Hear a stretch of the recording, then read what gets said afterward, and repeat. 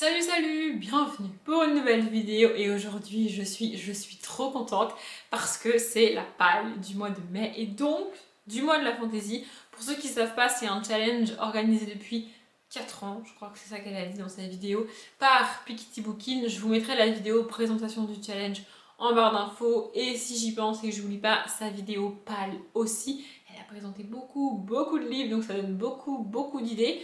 Mais moi j'avais déjà préparé ma palle quand sa vidéo est sortie, enfin quand sa vidéo pâle est sortie, moi la mienne était déjà prête. D'ailleurs je pensais faire cette vidéo avant de voir la vidéo présentation de Piketty Bookin parce qu'elle a tendance à sortir cette vidéo présentation du challenge assez tard sur le mois d'avril et en fait clairement j'avais prévu de tourner cette palle aujourd'hui, que la vidéo présentation soit sortie ou pas sur la chaîne de Piketty Bookin, mais elle est sortie hier pour moi, vendredi dernier pour vous. Et du coup voilà, j'ai regardé la vidéo et j'ai fait ma palle et en fait je me suis un petit peu laissée emporter. C'est-à-dire qu'à la base j'avais déjà préparé ma palle, j'avais sorti je crois 5 livres de fantasy que je voulais lire au mois de mai et que j'allais donc caser dans le challenge. De toute manière j'aurais lu ces 5 livres là, sauf que du coup elle a fait un menu avec 12 catégories et donc 12 livres à choisir. Et je me suis un peu laissée emporter. Il y a 2 catégories dans lesquelles j'ai pas mis de livres et j'ai 2 jokers, ce qui fait qu'en tout je me retrouve avec une dizaine de bouquins à lire, soit le double de ce que j'avais prévu à la base, mais je me suis dit c'est pas grave. Et en plus, triche ultime, j'ai commencé à lire ces livres alors qu'on n'est pas officiellement au mois de mai. Mais bon, bref, c'est pas très grave. Du coup, voilà, à chaque fois, je vais citer les catégories, sachant qu'elle a construit. En fait, il y a un menu avec 3 sous-catégories et 4 catégories par sous-catégorie. Je sais pas si vous voyez ce que je veux dire. Enfin bon, bref, en gros, on a un menu divisé en 3 avec 4 catégories dans les 3 parties. C'est plus clair comme ça. Et en fait, elle a construit tous les noms de ces catégories et tout comme une espèce de longue phrase. Donc c'est un peu compliqué à expliquer en vidéo et tout. Elle-même, elle a galéré. Donc voilà, je vais essayer de faire ça. Je regarderai là-bas parce que du coup, c'est sur mon ordi qu'il y a tout décrit et que j'ai absolument pas appris la phrase par cœur. Donc voilà, bref, je vous montre les livres. C'est parti. Donc la première partie c'est bien au chaud dans notre monde et la première catégorie c'est nous avons appris. Et donc là il faut un livre avec un apprentissage, une école, une formation, enfin un truc. Je me suis pas cassé la tête, enfin vous voyez, enfin je pense que j'ai triché pour la plupart des catégories parce qu'en fait pour la plupart des livres que je vais vous présenter, je ne sais pas de quoi ils parlent, je ne sais pas s'il y a des trucs abordés dedans ou pas, mais là c'est dans le titre, donc comme ça je me mouille pas trop. Magic Charlie, le tome 1, l'apprenti de Audrey Alouette. C'est dans le titre, je suis sûre que ça répond à la catégorie, donc voilà, comme ça c'est fait, comme ça c'est ok. Je l'ai commencé ce matin, je voulais le commencer hier soir, mais au final j'ai eu la flemme, donc je l'ai commencé ce matin. Voilà, bon, j'ai lu le prologue et un chapitre, hein, donc on n'est pas sur un début de ouf non plus, mais voilà, je pense que je vais l'avancer du coup sur le week-end pour moi, parce qu'on est samedi, pour vous on est mercredi. Voilà, peut-être qu'au moment où sort cette vidéo, j'ai déjà fini ce livre-là. C'est possible, on ne sait pas trop, c'est possible. Bref, du coup voilà, je sais, pour l'instant, même avec le prologue et le premier chapitre, je sais pas trop où on va, je sais pas trop ce qui va se passer et tout, mais voilà, beaucoup de monde a aimé, beaucoup de gens a adoré. Le tome 2 est sorti, tout le monde, ils sont tous jetés dessus comme des espèces d'affamés, enfin genre vraiment. Donc j'espère que ça va aller quoi. Voilà. La deuxième sous-catégorie, c'est nous avons vécu de longues aventures. Et donc là, en gros, il faut mettre un livre de saga, un tome 1, un tome du milieu, une fin de saga, peu importe. Et en fait, je me suis pas rajouté de livres dans cette catégorie parce que absolument tous les livres que je vais montrer dans cette vidéo font partie d'une saga. Donc enfin voilà, me rajouter un livre juste pour me rajouter un livre pour cette catégorie, je trouve ça con. J'en ai déjà une dizaine, c'est déjà pas sûr que j'arrive à tout lire. Donc j'en ai pas mis dans cette catégorie. La troisième, c'est nous avons rencontré des gens exceptionnels. Et donc là, il faut mettre un truc avec de la magie, de la sorcellerie et tout. Pareil, il y a d'autres livres que je vais citer après qui rentrent bien dans cette catégorie, mais je devais en mettre un, enfin je voulais en mettre un dans cette catégorie. Je suis pas certaine que c'est de la fantasy, ça je trouve, je triche, j'en sais rien. J'y ai mis H, donc le tome 1, Anguis Séductor Hominum, je pense, non, si je me rappelle bien de mes cours de latin, ça se dit comme ça. Je suis pas certaine que ce soit de la fantasy, c'est mon premier joker parce que c'est une BD, mais en vrai, voilà, je pense que je vais les lire dans le courant du mois de mai. J'aimerais bien essayer de me caler un week-end à 1000 sur le mois de mai. Je sais pas s'il y en a un de prévu d'organiser et tout, mais moi j'ai bien envie d'en faire un. Je vous montre une planche, voilà. Je sais pas de quoi ça parle. D'après ce que j'ai compris, on y parle du diable et de trucs un petit peu mystiques comme ça. Du coup, je me suis dit magie, sorcellerie, diable, ça passe. Et la dernière sous-catégorie de cette première partie, c'est nous avons découvert que nous avons un destin. Et donc là, il faut un livre avec une quête, un élu, un destin, un truc. Et j'ai mis Alice et l'épouvanteur de Joseph Delaney. Déjà parce que le personnage principal de l'épouvanteur qui s'appelle Tom a quand même une espèce de... Sa quête un peu, c'est de... Enfin, en gros, c'est un apprenti, donc ça rentre aussi dans la première catégorie. Mais en gros, son but dans la vie, c'est déjà il est l'élu parce qu'il est le septième fils d'un septième fils et que donc il peut devenir épouvanteur. Ensuite, il a une espèce de quête, c'est sa formation pour devenir réellement épouvanteur. Son but est de devenir épouvanteur. Et en particulier dans ce tome-là, on va suivre Alice. Donc je pense que Tom sera pas très présent. Mais Alice a un destin pas mal, hein. C'est une sorcière, donc voilà, elle a aussi ce côté apprentissage. Et elle est l'élue parmi les sorcières parce que c'est l'une des rares sorcières à pouvoir être amie avec un épouvanteur. Donc voilà, en gros, je vais faire une espèce de micmac et puis j'ai décidé que ça passerait pour cette catégorie-là, ce livre-là en particulier. La deuxième partie, c'est nous traversons la forêt. Et la première catégorie de cette partie, c'est et commençons le périple. Et donc là, il faut un livre avec un voyage. Piketty, enfin Stéphanie de Piketty a dit qu'elle entendait surtout ça comme une espèce d'évasion, enfin avoir un univers vraiment très différent du nôtre, oriental, africain ou asiatique, un truc comme ça, enfin un truc vraiment éloigné de nos petits univers, pas contemporains mais occidental quoi en fait, voilà, européen tout ça, ou même américain. Donc le prochain livre que j'ai mis dans une autre catégorie du coup correspondra aussi pour ce thème-là, voyage, mais pour cette catégorie-là, j'ai mis 3, le tome 1, Le Seigneur de l'Arc d'Argent de David Gemmell. On est sur un beau bébé, je pense que c'est l'un des deux plus gros et plus longs à lire que j'ai mis. Le deuxième, si vous avez vu mes vlogs, vous le savez, hein, il sera plus loin dans la vidéo, je vais le présenter. Voilà, donc ici on est à 3. Voilà, merci Audrey, merci Sherlock. Mais on est surtout à une époque, voilà, la prêtresse Andromaque, le légionnaire guerrier Argurios. Ouais, je me suis dit que niveau dépaysement, voyage et historique, c'était pareil. Donc voilà. Et surtout, comme je connais très peu de choses de ce livre-là, je l'ai pris parce que il est très connu et il y a beaucoup de gens qui l'ont lu. Et quand on parle de fantasy, c'est une saga qui revient assez souvent. Mais en vrai, je sais pas de quoi ça parle. Donc le mettre dans une catégorie, c'est un peu compliqué. Du coup, je me suis dit qu'en mode voyage, dépaysement, vu que ça se passe à 3, ça passait. La deuxième catégorie donc, de cette partie, c'est à la rencontre des autres. Et donc là, il faut lire un livre avec un personnage plus ou moins important qui appartient au petit peuple. Donc elle a élargi pas mal ça, c'est les elfes, les gnomes, les gobelins, les hobbits, ça passe, elle a dit. Mais c'est tout un pan de la fantasy que je lis très peu. Vraiment, c'est très rare que je lise ça. Donc, je sais qu'il y a une créature que j'ai pas l'habitude de voir en fantasy qui est présente dans ce livre-là. Je sais pas si elle appartient au petit peuple, mais j'aurais pas mieux. Donc, j'ai mis celui-là, et tant pis si je triche. Donc, j'ai mis Rosen, le livre 1 de Laetitia Danae. Donc, ici, on est sur une histoire un peu orientale qui se passe. Moi, je vois bien ça dans un pays maghrébin, je sais pas trop. Donc, au niveau du dépaysement pour le voyage, comme je l'ai dit pour la catégorie d'avant, on est bien. Mais je l'ai mis ici parce que le personnage principal est une princesse djinn. Je sais pas si les djinns ça fait partie du petit peuple, mais j'ai décidé que c'était le cas parce que j'ai pas mieux. Voilà. Donc, je triche, mais c'est comme ça, c'est la vie. Voilà, j'espère qu'il va se lire pas trop lentement celui-là, qu'il se lira assez vite du coup, parce que si je dis pas de bêtises, peut-être pas du young adulte, mais c'est pas de l'adulte au sens 3 ou au sens que je vais présenter. Pour moi, c'est un peu moins adulte que tout ce qui va être Elantris, tout ce qui va être Brandon Sanderson, Robert Jordan, Pierre Bordage et tout, vous voyez. C'est pas tant la différence écrit par un homme ou écrit par une femme, parce qu'il y a Robin Hobb quand même qui a écrit une bonne grosse saga de fantasy adulte extrêmement longue et extrêmement difficile à lire. Je pense, c'est pas ça qui me fait dire que c'est moins adulte, c'est tout simplement l'édition du livre. Peut-être que peut-être que je me suis fait brain fuck par l'éditeur, mais bon bref, on verra bien. La catégorie suivante, c'est une partie à cloche-pied, et donc là il faut se lancer un défi.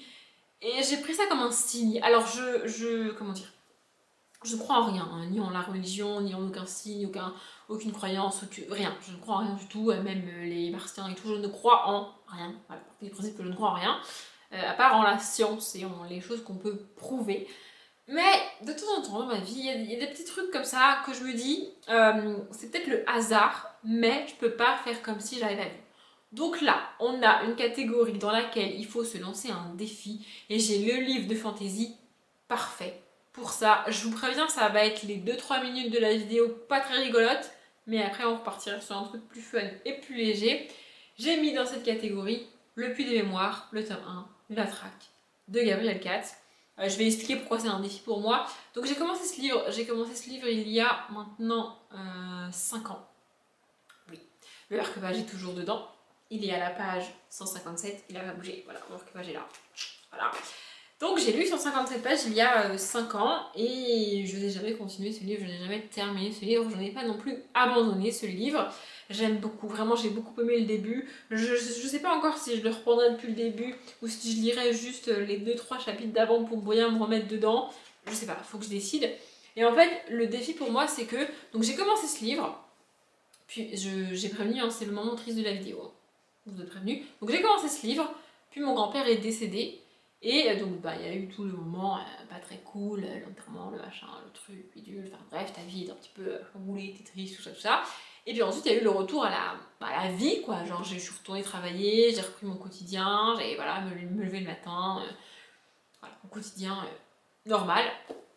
Et j'ai repris la lecture. Mais j'ai pas réussi à reprendre ce livre-là. Je sais pas comment l'expliquer, mais je n'ai pas réussi à terminer le livre que j'avais commencé avant. Psychologiquement, j'y arrivais pas. Donc il a traîné pendant des mois et des mois sur ma table de nuit, jusqu'à ce que je finisse par le ranger, par me dire on verra ça plus tard. Et à chaque fois que le mois de la fantaisie arrive, parce que c'est de la fantaisie, je le vois et je me dis est-ce que je le lis, est-ce que je le lis pas, est-ce que oui, est-ce que non, est-ce que... Et à chaque fois je me dis non, j'y arrive pas. Ce livre est lié à mon deuil et j'arrive pas à le terminer, j'arrive pas à le reprendre.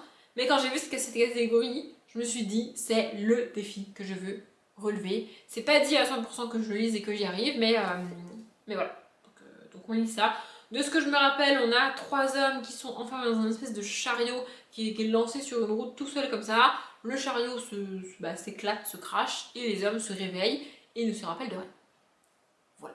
La minute triste est finie, on en revient au fun. Et donc la dernière catégorie, la dernière catégorie de cette deuxième partie, c'est la fin en la survolant, donc la forêt toujours. Et donc là, il faut un livre avec des créatures volantes. Pareil, j'ai grave galéré parce que je ne sais pas s'il va y avoir des créatures volantes dans un livre de fantasy avant de le commencer en fait. Enfin, je sais pas comment vous voulez que je sache ça, moi j'en sais rien en fait. Mais là, je suis pas sûre à 100% qu'ils volent, mais vu le titre, enfin j'ai déjà lu les deux premiers tomes, mais je me rappelle pas en fait s'il y a des trucs qui volent dedans ou pas. Mais vu le titre, je me dis qu'au pire des cas, on pourra pas dire que j'ai été de mauvaise foi. Vous allez voir. J'ai mis Les Dragons de l'Éternité, le tome 3, donc Char de Alexandra Ivy. Il y a dragon dans le titre, si les trucs ils volent pas, bah c'est qu'on m'a vendu un truc mensonger. Donc à mon avis, ça sera pas. J'ai décidé que ça ne serait pas ma faute.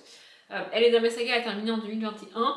D'ailleurs, il faut que je me bouge le cul sur mes sagas à terminer en 2021 parce que j'ai pas beaucoup avancé et que la moitié de l'année arrive à grands pas, mine de rien. Donc voilà, fin juin, c'est la moitié de l'année, hein, pour ceux qui se posent la question. Mais bref, on n'y est pas encore, je vous avoue, parce qu'on est que fin avril, donc en soi il me reste 2 mois. Bref, voilà, ici on a des romances dedans et on a à chaque fois une pauvre damoiselle en détresse et un dragon ici, donc c'est un dragon humain. Il a une forme humaine. Il peut voler, je crois, mais c'est un dragon avec une forme humaine et pas une forme de dragon. C'est même pas un métamorphe dragon ni rien, bref, c'est comme ça. Et donc, du coup, le gars il veut sauver la princesse en détresse parce que c'est le monsieur chevalier et tout, vous voyez. Et la fille elle est pas tout à fait d'accord pour être sauvée. Elle a besoin d'aide et elle a besoin d'être sauvée, mais elle veut pas d'aide en fait. Voilà. Du coup, j'aime beaucoup cette saga. Je préfère Les Gardiens de l'Éternité qui est une saga beaucoup plus longue écrite par l'autrice. Mais j'aime bien le dragon aussi, ça se lit bien, c'est sympa, on verra bien. C'est très court en plus. Lui, typiquement sur un week-end, je peux le lire. Voilà. Du samedi matin au dimanche soir, il sera lu. Je pense que c'est ce que je vais faire d'ailleurs. Du coup, voilà. Lecture facile de fantasy. Et la troisième partie, c'est donc on voyage vers d'autres contrées. Et la première catégorie, c'est pour y trouver l'amour. Et donc là, il faut une petite romance dans l'histoire. Et pareil, j'avoue, je triche un peu parce que le livre que je vais vous montrer, il va dans beaucoup de catégories de ce challenge. Mais je l'ai mis ici parce que c'est une des rares sagas que j'ai déjà commencé et que je sais que vu qu'il y a beaucoup de personnages, il y a forcément une mini-romance à un moment donné. Du coup, je me suis dit que ça passait. Vous l'avez déjà vu parce que c'est le deuxième livre que j'ai commencé. La Roue du Temps, le tome 2, partie 1. Donc, la grande quête de Robert Jordan. Voilà, je l'ai commencé, alors j'ai pas beaucoup avancé parce que j'étais fatiguée hier et avant-hier et qu'en fait j'ai pas lu. Mais ce week-end, je vais avancer dedans, c'est le but. Il est un peu moins long que les parties 1 et 2 du tome 1. Attendez, j'essaie de chercher. Il fait 550 pages. Quand les deux autres ont fait des 600 et 610, comme ça, donc il est un peu moins long. Voilà, je pense qu'il va traîner un petit moment sur le début du mois de mai et que voilà, je vais avancer et en parallèle je pourrais lire genre l'épouvanteur ça passe ou les dragons ça passe. Je peux lire deux fantaisies en parallèle parce que l'épouvanteur c'est de la jeunesse et ça se lit bien. Voilà. Bon bref, voilà, du coup il y a tellement, comme je l'ai dit, il y a tellement de personnages dans cette saga que forcément il y a au moins une mini-romance à un moment donné. Et c'est écrit petite romance, donc ça n'a pas besoin d'être le centre du livre. Et au pire des cas, dans les dragons, il y a une romance, une bonne grosse romance, donc ça remplit la catégorie. C'est juste que celui-là, je savais pas dans quelle catégorie le mettre, donc il est là. Voilà. La deuxième catégorie, c'est pour y trouver un apprenti. On revient aux apprentis. Donc là, c'est tout simplement un livre jeunesse. Donc là, c'est le deuxième joker, c'est une BD. Donc Mal Enfer, le tome 1, La forêt des ténèbres de Cassandra O'Donnell au texte. Et je suppose Ménétrier, Cible et Vigneault au dessin, je pense. Bref. J'ai tenté de lire le livre et j'ai pas du tout accroché. Les personnages m'ont cassé les bonbons. Vraiment. Et en fait, j'avais acheté cette BD avant de tenter de lire le livre. Et je me dis qu'en BD, ça passera peut-être mieux. C'est plus rapide. C'est vraiment ce que j'ai trouvé de pas bien dans le tome 1, en fait, dans le livre. C'est le personnage principal qui me tape sur le système. Et le fait que l'histoire est très longue et très lente, en fait. Du coup, je me dis qu'en BD, c'est forcément plus court. Et donc, ça passera peut-être mieux. Combien de pages ça fait 48 pages.